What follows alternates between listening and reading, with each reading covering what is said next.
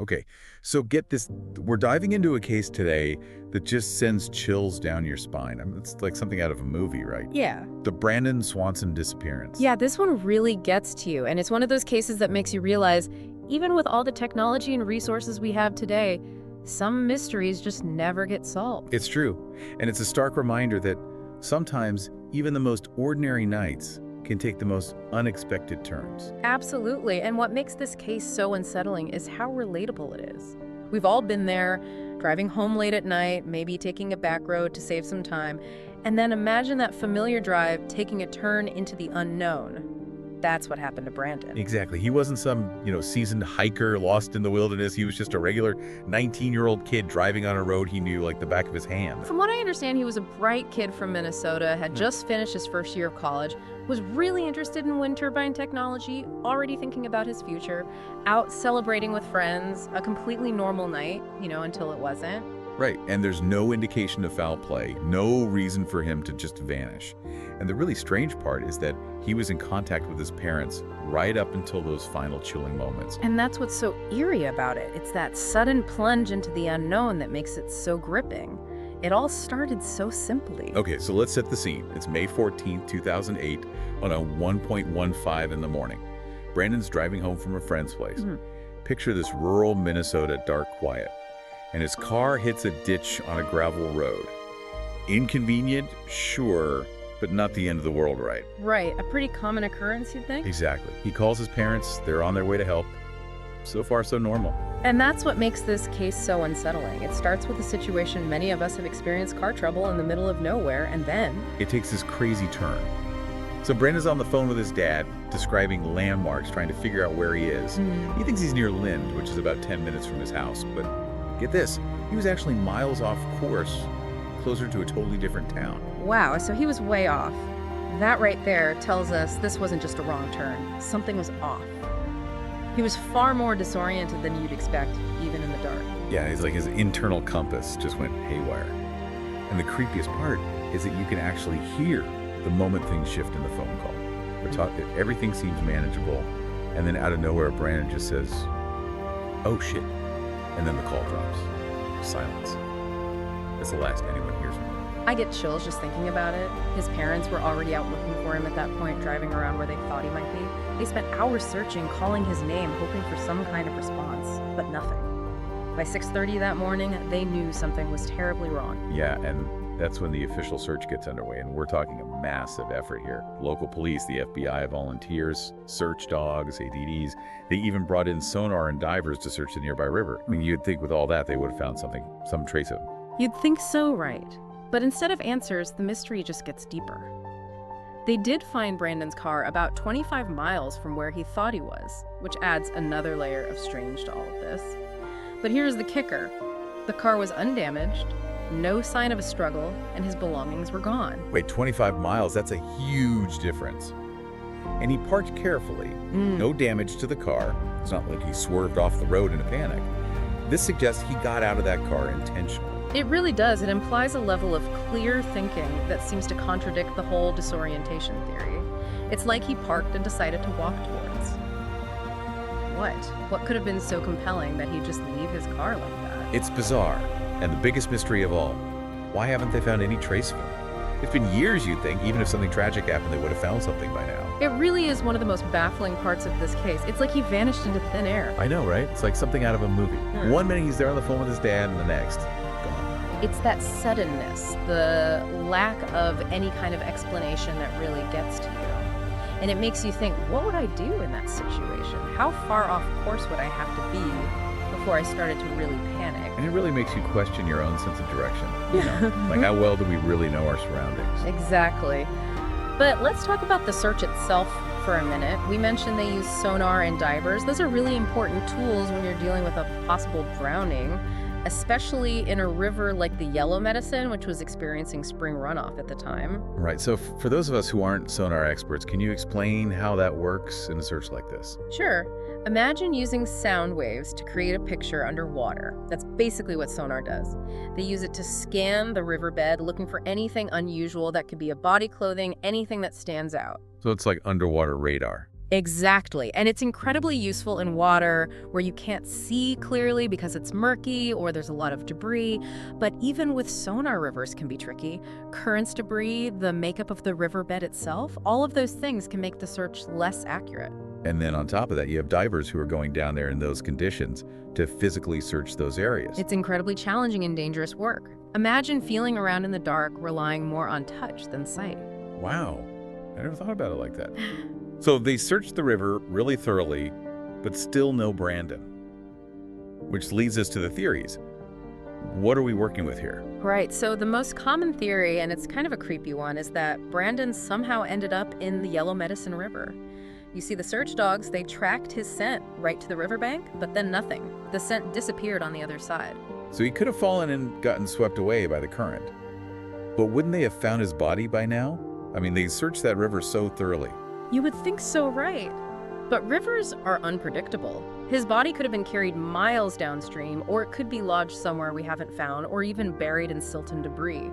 It's a sad reality, but sometimes even with the most thorough searches, bodies are never recovered. That's true. Okay, so the river is a strong possibility, but the lack of a body means we can't be certain.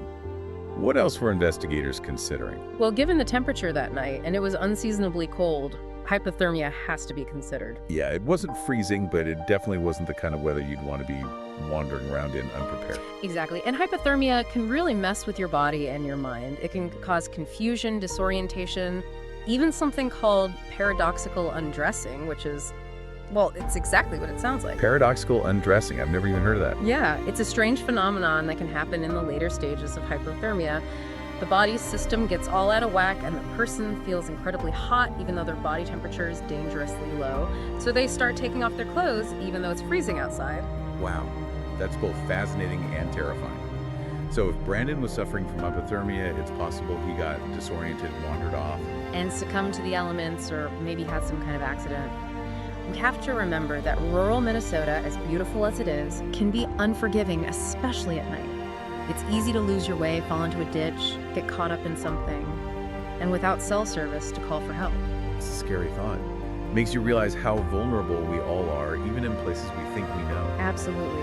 And in a huge open landscape like that, it wouldn't be hard to disappear without a trace. Which brings us to another aspect of this case, the impact it had beyond the search for Brandon. We're talking about Brandon's Law. Exactly. This case wasn't just about finding Brandon, it was about making sure this didn't happen to anyone else. It's a really powerful legacy to come out of such a tragic situation. Can you tell us more about how it all came about? Of course. When Brandon's parents first reported him missing, it seemed like there was some hesitation from law enforcement to treat it with the same urgency as a missing child case. Because he was 19, legally an adult, there was maybe an assumption that he had chosen to disappear, even though everything about the situation suggested something was wrong. Yeah, like that old saying, he's an adult, he can take care of himself. But as we're seeing in this case, sometimes things happen that are completely beyond our control. Exactly. And unfortunately, that hesitancy, those crucial hours that were lost, might have made a difference. It's impossible to say for sure, but it definitely highlighted a gap in how missing persons cases were handled. And that's where Brandon's Law comes in. Right. In 2009, a year after Brandon's disappearance, Minnesota passed this law. Basically, it says that if there are unusual circumstances surrounding an adult's disappearance, for example, a sudden drop phone call or a car found abandoned far from the intended route, then law enforcement has to treat it with the same urgency as they would a missing child's case. So no more waiting periods, no more assuming it's a runaway situation. Exactly. The law requires immediate action and a thorough investigation.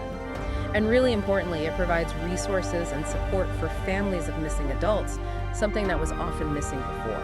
That's incredible. Having that support system right from the start, instead of having to fight for every little bit of help, must be a huge relief for families going through that kind of nightmare. Absolutely. Yeah. It's about recognizing that every missing person's case, no matter how old they are, deserves immediate attention and a thorough response. And that's a remarkable legacy to come out of such a heartbreaking situation. It's like, even though we might never know what happened to Brandon, his story has the power to save lives in the future. It really does. Brandon's case might remain unsolved, but his story has had a real and lasting impact on how missing persons cases are handled in Minnesota and beyond.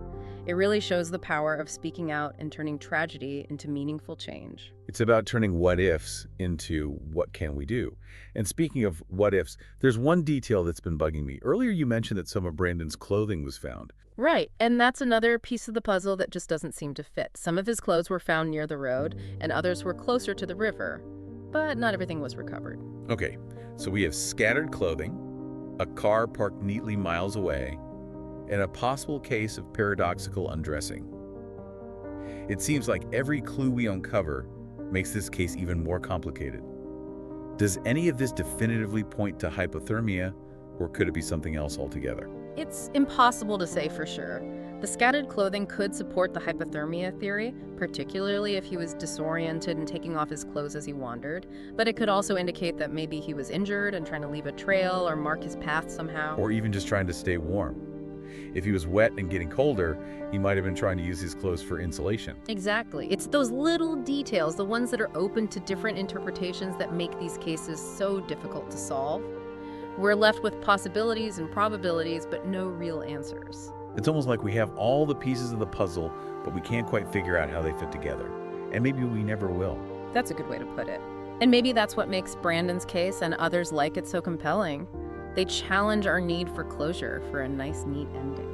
It is unsettling in a way because it reminds us that there are still mysteries out there that we can't solve even with all our technology and investigative tools. It's true. It makes us realize that we don't have all the answers and that we don't always have control. And yet we keep searching, we keep asking questions because there's always a glimmer of hope. Always.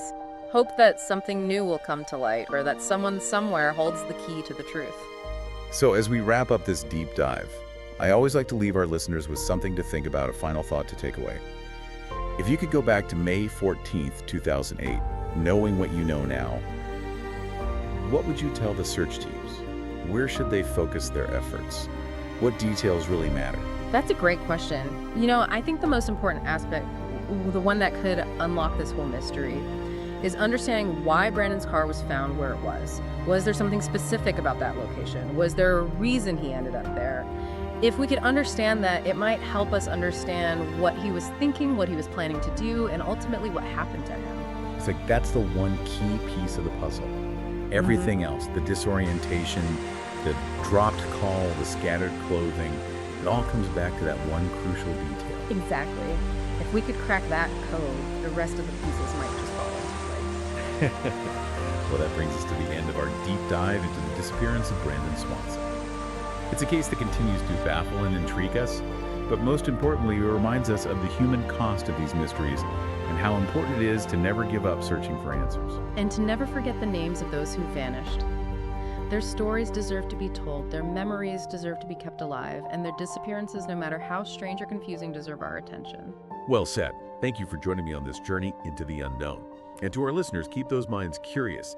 Keep asking questions. And if you're ever driving down a dark country road in Minnesota, well, maybe stick to the main highways. Until next time, stay curious, everyone.